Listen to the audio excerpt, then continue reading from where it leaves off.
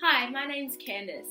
Thanks for joining and listening to my independent learning journey on how I can support my students' creativity in the English classroom. Over the course of the 6 weeks, my knowledge on this topic has definitely increased.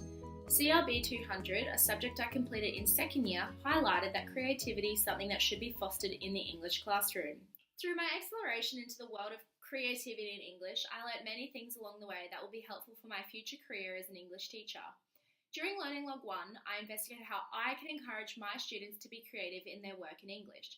Gregerson, Snyder and Kaufman explained that in an era where standardised testing and heavy teacher-led learning takes priority, it can be difficult to encourage students to be creative in their English work. Goodwin and Somervoid suggest that there is a way around it. Teachers need to be creative themselves in order to encourage their students to be creative. If teachers design lessons and assessment pieces which encourage creative thinking and provide students with the opportunity to be creative in their work, then they will get the most out of their student. The point that stood out to me most was made by Kraft, Jeffrey and Liebling.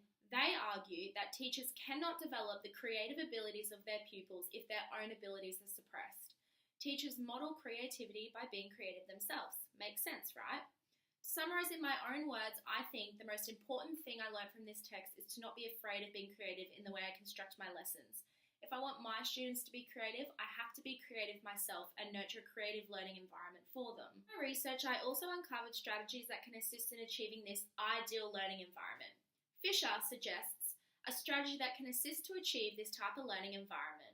He believes it's imperative to construct a questioning classroom where teachers and students value diversity, are stimulating and unrestricting questions, represent concepts in different ways, verbally, visually, and physically, and allow students to come up with their own solutions that are both creative and logical. Something that I was unsure about was during Learning Log 3, where I investigated whether creativity can be taught as a general capability.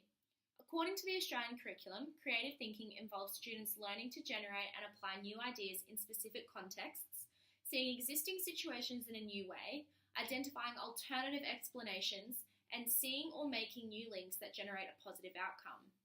Considering developing students' creative thinking is in the Australian curriculum, I wasn't sure and also surprised about the information I read in literature that explained how creativity can't be taught and rather it is to be nurtured in students' learning.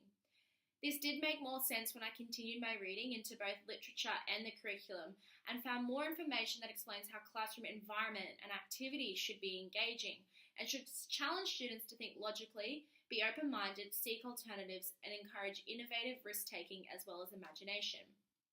I was actually surprised by the amount of literature I found which placed a good emphasis on the importance of valuing creativity in the English classroom and how teachers can support students' creativity in the English classroom. Something that I want to know more about in the future is how I can enhance ELA students' creativity, or if there's a different approach which works best for them.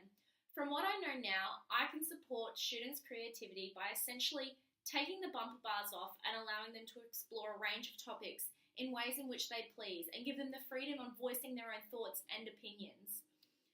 But it made me question if this same approach should be taken for ELAD students, who according to Magson need that structure to complete a task and struggle to think outside the box. It wasn't until taking part in the subject this semester that I started to understand the different scaffolding strategies that is required for these learners, and it's something that I think is very important for me to know as a future English teacher who is passionate about supporting students' creativity in the English classroom. Thanks for tuning in. I hope I've inspired you or given you some insight in how you can support your students' creativity in the English classroom.